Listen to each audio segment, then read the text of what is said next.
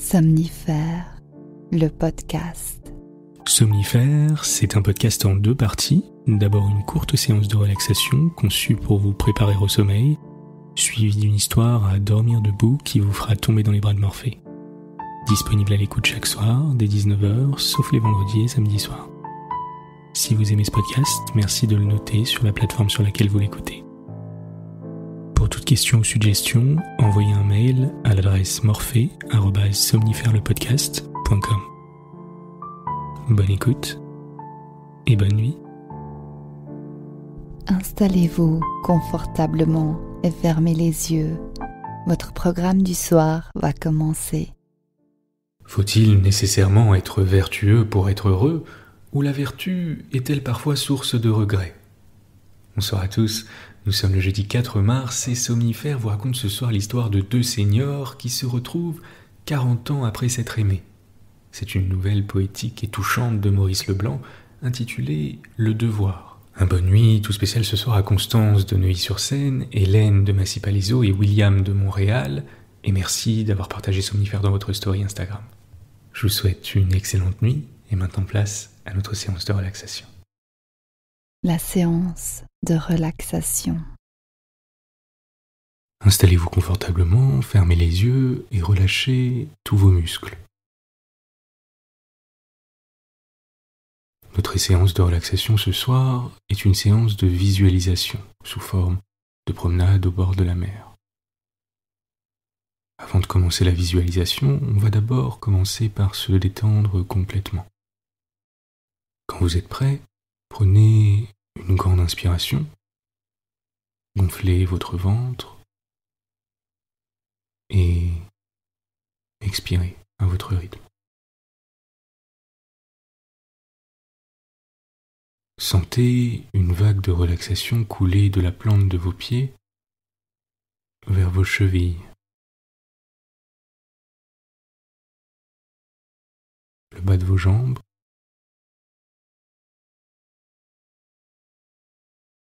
vos hanches,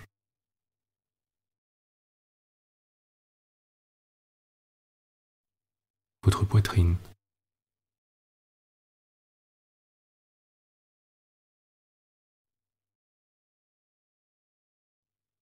Vos mains,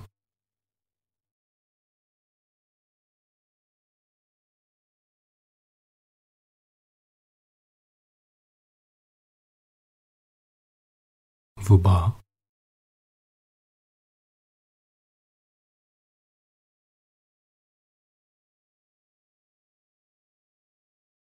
vos coudes,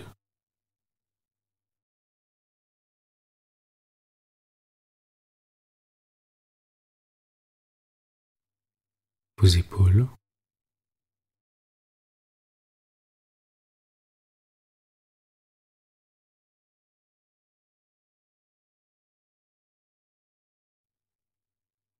votre cou,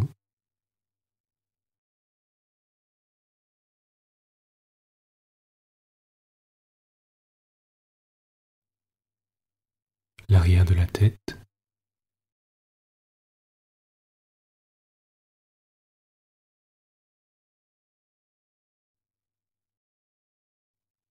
votre visage,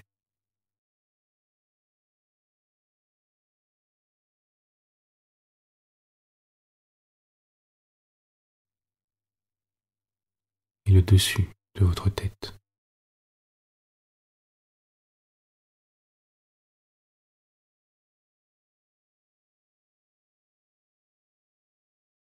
Prenez une grande inspiration, gonflez vos poumons cette fois, et expirez par la bouche. Imaginez-vous sur une plage, la température est idéale. Imaginez que vous marchez vers la mer. Vous pouvez entendre les vagues devant vous. Vous pouvez sentir l'odeur de l'océan. L'air est humide et chaud. La température est idéale. ressentez une brise agréable et fraîche qui vient vous caresser la peau.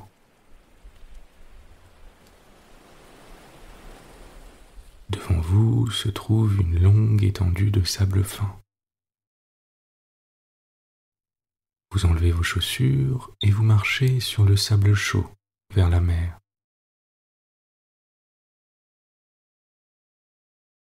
Vos pieds s'enfoncent dans le sable tiède et quelques grains viennent se loger entre vos doigts de pied.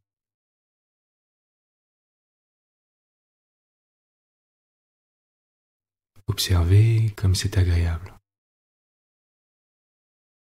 La plage est immense. Entendez les vagues s'écraser sur le rivage.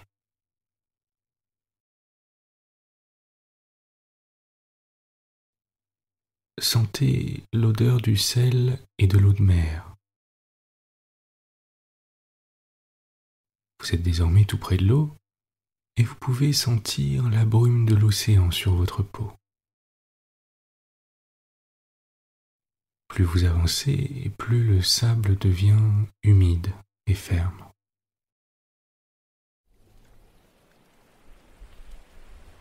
Une vague déferle sur le sable vers vous et touche vos orteils avant de reculer. Les vagues salées viennent s'échouer sur vos pieds et vos chevilles, alors que vous prenez un grand bol d'air frais.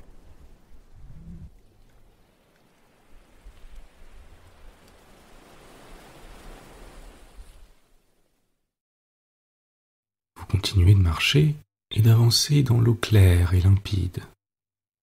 Vous pouvez voir le sable à travers l'eau. Vous pouvez, si vous le souhaitez, aller plus loin dans la mer et même nager dans l'eau claire, ou alors simplement rester là et profiter du paysage.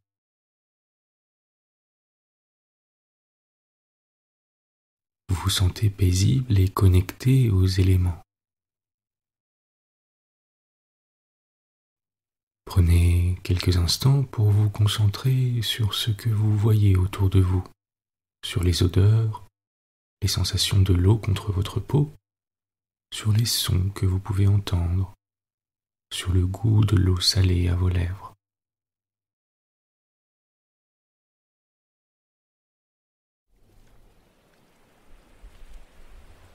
Vous retournez lentement sur la plage alors que le soleil sèche votre peau et vous vous promenez sans but précis au bord de l'eau. Alors qu'un sentiment de bien-être et de quiétude vous envahit.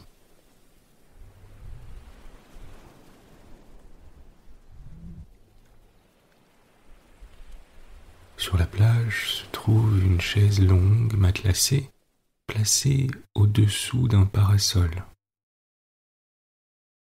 Vous vous y allongez et vous vous laissez aller à la détente, au repos, alors que le bruit des vagues continue de vous bercer.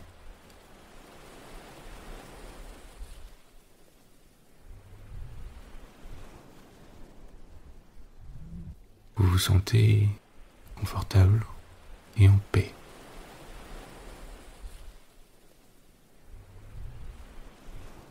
Laissez tout votre stress se dissiper et laissez-vous lentement déconnecter.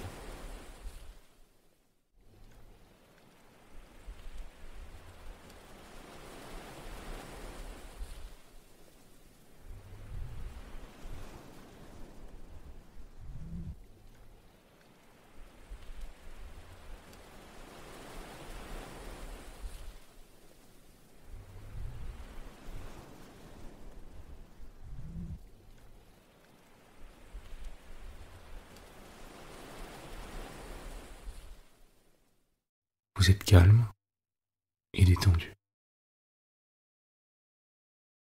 L'histoire du soir. Maurice Leblanc, Le Devoir. Une heure après son arrivée au château de Beauflanc chez la marquise d'Estainville, Le vieux Chabreuil sortit des mains de son domestique, rajeuni, parfumé, les cheveux et la moustache d'un beau noir, et pénétra dans le salon. « Venez ici qu'on vous présente », s'écria la marquise. Elle s'empara de son bras, le conduisit vers 2 dames et un jeune homme assis près d'une large baie vitrée, d'où l'on découvrait toute la vallée de la Seine, et prononça en souriant tout en faisant les présentations.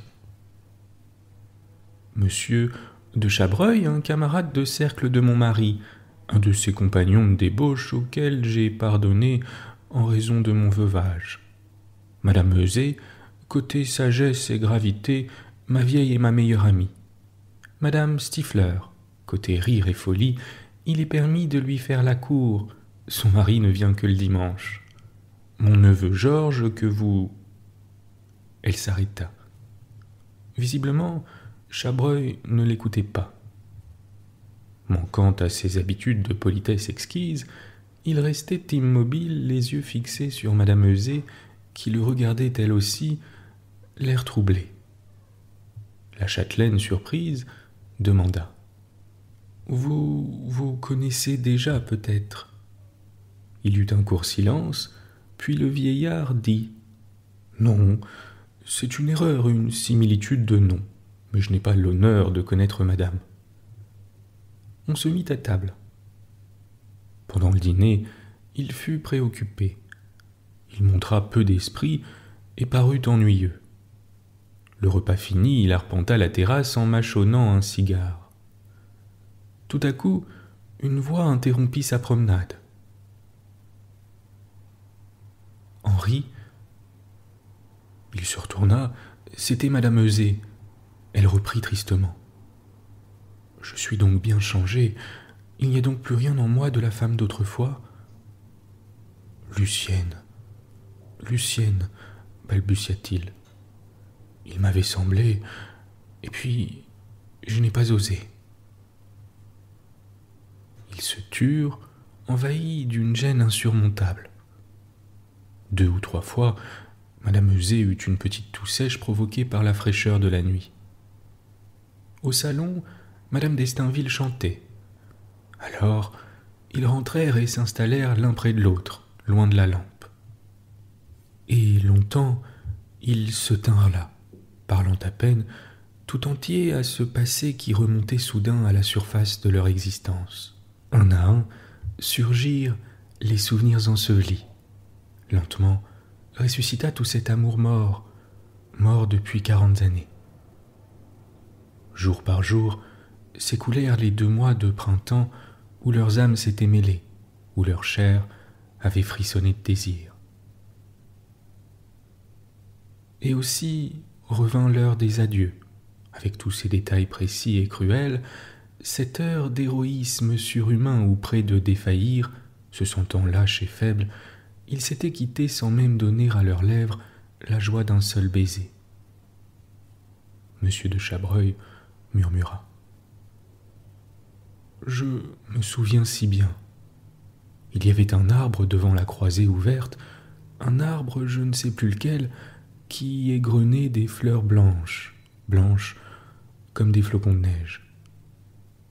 Sur cet arbre, des oiseaux jouaient, et il flottait une odeur douce de chèvrefeuille. Vous m'avez dit, je me rappelle même votre intonation, « Henri, il faut nous séparer, je vous aime trop, j'ai peur. » Et comme je demandais grâce, vous vous êtes mise à genoux devant moi et vous m'avez imploré. Elle écoutait, son corps chétif perdu dans le fauteuil. La clarté livide de la lampe accusait ses rides et jaunissait encore le parchemin fripé de son visage. De temps à autre, sa toux la secouait et elle serrait un fichu contre sa poitrine. Les dernières paroles de Chabreuil semblèrent l'éveiller. Elle se dressa et avec un accent de triomphe, elle répliqua de sa voix chevrotante. « Et vous êtes parti, Henri. Vous êtes parti bravement, pour toujours, et c'est ce qui nous permet de parler de notre amour et de ne pas rougir. Ah, mon ami, laissez-moi vous remercier. Je suis si heureuse, c'est si bon de n'avoir rien à se reprocher, de regarder derrière soi et de ne point voir d'ombre sur le chemin qu'on a suivi. Si nous avions succombé, Henri, avec quelle honte je paraîtrais devant vous. Ces choses-là ne s'effacent pas. Et puis, c'est beau et grand ce que nous avons fait. Une action comme celle-là illumine toute une vie. Il répondit l'air songeur. C'est vrai, cela vaut mieux ainsi, on se retrouve certes avec un bonheur plus parfait. Il prit les mains de sa vieille amie et les embrassa respectueusement. Jusqu'à la fin de leur séjour, ils se ménagèrent de longs tête-à-tête qu'ils s'efforçaient, sans trop savoir pourquoi, de cacher à Madame d'Estainville et à ses invités. Leur rencontre avait ainsi une apparence de rendez-vous qui les ravissait. Chabreuil attendait au coin d'une avenue, Lucienne le rejoignait essoufflée, un battement au cœur. Et ils allaient vers le bois dont les feuilles commençaient à joncher la mousse des sentiers. Ils marchaient à petits pas, appuyés l'un sur l'autre, elle emmaillotée dans un gros châle en laine, lui enfoui dans son ulster au col relevé. Sur chaque banc, ils se reposaient. Puis ils continuaient leur route, évoquant le passé avec des phrases lentes et pensives, reconstruisant, sans trêve ni lassitude, l'histoire minutieuse de leurs 2 mois d'amour. Et ils ne cessaient d'exalter leur sacrifice, ils lui attribuaient le charme de leurs relations actuelles. Il acquit à leurs yeux l'importance d'un acte sublime, un peu surnaturel, et ils se considéraient tous deux comme 2 êtres à part, d'une essence spéciale, au-dessus des banalités courantes et des faiblesses de la chair. Or, la veille de leur départ, ils firent une dernière promenade. La nuit, une belle nuit d'octobre, était claire, et la masse des arbres se reflétait nettement sur les allées et sur les pelouses. Entre les branches, la lune tremblait. Comme bruit, de temps en temps, ce souffle qui agite les feuilles ainsi qu'un frémissement de froid. Tout à coup, comme ils débouchaient dans un carrefour, des voix s'élevèrent.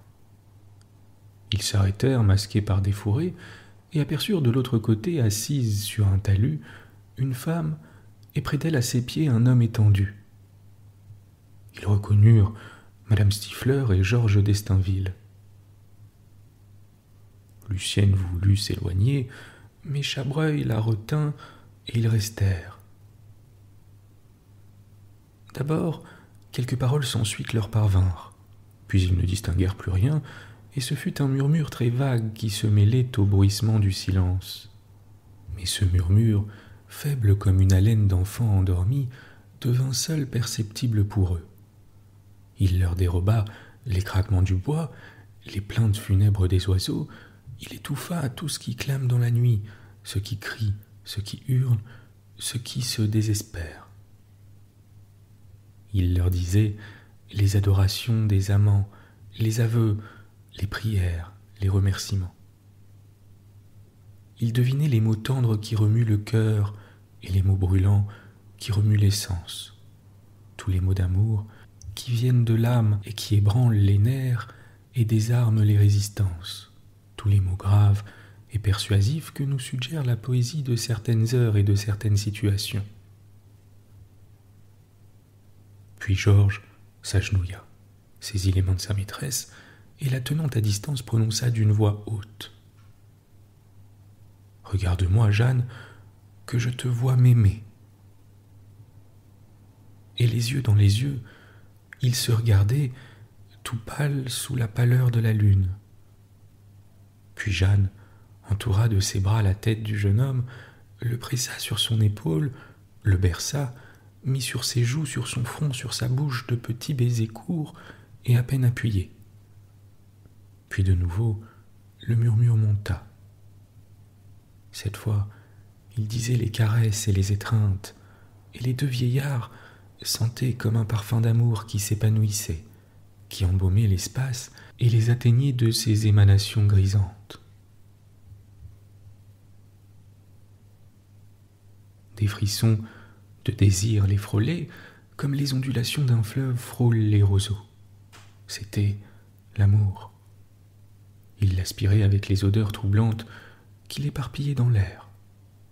Il le voyait se pâmer sur des lèvres jointes et dans des yeux extasiés. Il l'écoutait chuchoter là-bas, furtif comme un battement d'ailes. Et de tout cela, il leur venait une sorte d'ivresse physique en même temps qu'un malaise moral, une douleur qu'ils ne cherchaient point à s'expliquer. Enfin, les deux jeunes gens se levèrent. Lucienne et Henri les virent passer près d'eux, lentement, les mains entrelacées, et ils entendirent « Jeanne, Jeanne, je t'aime ». Le couple s'éloigna, suivant une allée qui conduisait au château. Les silhouettes se détachaient sur la blancheur du ciel, et parfois elles se rapprochaient, ne formaient plus qu'une ombre indistincte, et dans cette union semblaient heureuses. « Rentrons aussi, dit Lucienne, j'ai froid. » Ils traversèrent le carrefour, mais elle fut obligée de s'arrêter. « Reposons-nous un peu, je ne sais pas ce que j'ai, je ne peux plus marcher. » Elle étendit un manteau et s'assit. Tout son corps tremblait. Sa toux recommença plus âpre, plus déchirante. Au-dessus d'eux, la lune planait et il en descendait une lumière froide qui baignait la cime des arbres, s'étalait sur l'herbe de la clairière, se posait sur des coins de taillis et emplissait les bois d'une grande paix mystérieuse et tranquille. Henri s'écria « Quelle belle nuit, une vraie nuit d'amoureux !» Et elle ne répondit pas, et longtemps, ils gardèrent le silence, lui allant et venant, le dos voûté, la marche basse, elle ratatinée sous un monceau de châle, sa petite tête desséchée, disparaissant au fond d'une vaste capeline. Et peu à peu, un découragement immense les pénétra, qui glaça leur âme, comme l'humidité du soir glaçait leurs membres. Par lambeaux, la scène d'amour qu'ils avaient surprise se représentait à eux. Ils n'y pensaient point, ils en voyaient les diverses phases, tandis qu'en leur esprit roulaient des idées tristes et de mornes souvenirs. Les choses du passé les assaillaient, non de leur passé commun, mais de leur vie particulière depuis leur séparation. C'étaient des faits insignifiants ou douloureux, des suites de mois vides, des années entières d'écœurement et d'ennui. Puis Chabreuil se plaça devant Madame Euzet et, découvrant en partie la cause de leur souffrance, il prononça « Lucienne, ils sont heureux, ceux-là. Il leur suffit de s'aimer et d'être l'un à l'autre. Qui sait si plus tard, ils ne se rencontreront pas avec plaisir comme deux êtres qui ont eu raison d'agir ainsi et qui sont contents d'eux-mêmes. » Elle l'interrompit. « Oh, taisez-vous, Henri, taisez-vous. C'est mal ce que vous dites là. Vous n'avez pas le droit de le dire. Ils ont tort, n'est-ce pas? Ils ont tort. » Cette demande acheva d'éclairer Chabreuil et il s'écria violemment. « Eh bien non, ils ont raison, 100 fois raison. Ils m'ont remué, ces enfants. Ils m'ont fait entrevoir le fond de mon âme, le fond de votre âme aussi, débarrassé de tout ce que nous y avons accumulé d'illusions depuis 40 ans, de mensonges et de faussetés depuis ces quelques jours. » Et il s'exclama en appuyant sur chaque syllabe. « Car nous mentons, Lucienne. Nous mentons et nous le savons maintenant. Tenez, soyons francs. » Elle joignit les mains comme si elle eût imploré sa pitié, mais il continuait d'une voix dure. « Qu'y a-t-il derrière vous? Rien. Tout ce que vous vous rappelez est futile, mauvais, banal. Tous les êtres que vous avez connus n'ont laissé dans votre mémoire aucune empreinte. Votre mari, vous ne l'avez pas aimé. Sa mort, vous n'en avez pas souffert. Vous avez vécu seul. Pas une seule fois, vous n'êtes sorti de cet isolement de la cellule où chacun de nous est cloîtré. Moi de même, j'ai mangé, j'ai bu, j'ai dormi. Après, rien. Chez l'un et l'autre, des deuils, des fâcheries, de nouvelles connaissances, des changements de domicile, et c'est tout. Mais une partie de noire vie sur laquelle nous nous attardions avec joie, une année, une semaine, un jour même que nous évoquions en ses moindres détails, cela n'est pas.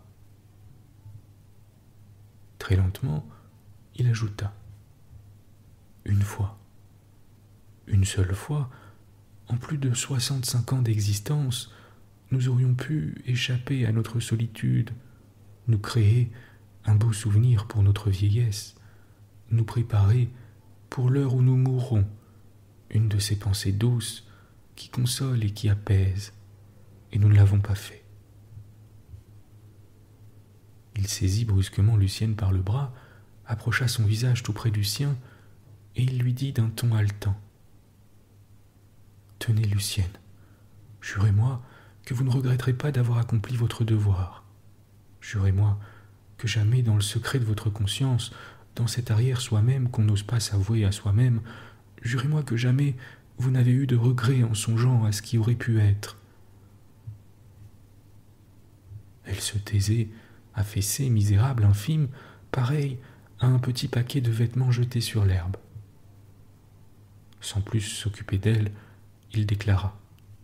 « Eh bien moi, souvent, très souvent, j'ai des remords, vous entendez, Lucienne, des remords de ma vertu, comme un coupable de son crime. Pour l'homme, l'amour est la seule vraie, la seule absolue jouissance, et cette jouissance, nous l'avons repoussée. Pourquoi ? Par un enthousiasme niais, par un besoin de sacrifice ridicule, pour des mots, pour des bêtises enfin. Ne pas être heureux quand on le peut, le plaisir que l'on cherche tant et qu'un hasard vous met là sous la main, le rejeter, quelle folie. Aujourd'hui, au lieu de parler de nos voluptés, de nos nuits, de ces années de notre existence qui auraient pu se mêler, se fondre, être parfumées de baisers et de caresses, nous parlons de devoirs accomplis, d'abnégation, de pureté, d'honneur. C'est beau d'avoir toujours le mot devoir à la bouche, mais un peu de bonheur dans le cœur vaut mieux. Une brume épaisse mouillait la terre. Du haut des arbres tombaient les bruits inquiétants des feuilles qui dégringolent. Des choses suintaient une grande mélancolie. Chabreuil articula d'une voix rêveuse. « C'est fini, fini. Bientôt nous mourrons, et nous mourrons sans nous être appartenus, nous mourrons sans rien connaître puisque nous ne connaissons pas l'extase des corps qui se désirent et qui se possèdent. Quelle torture! Nous nous aimions bien cependant, Lucienne, n'est-ce pas? Et tant d'amour perdu. Tenez, je me souviens autrefois, j'ai passé une semaine chez vous et le soir avant de vous quitter, je vous regardais de longues minutes. Puis vous, partis, je fermais les paupières, je gagnais ma chambre à tâtons, je me déshabillais et je me couchais dans l'obscurité pour que rien, après votre image, ne pût frapper mes yeux. Il se glissa vers elle et tendrement murmura.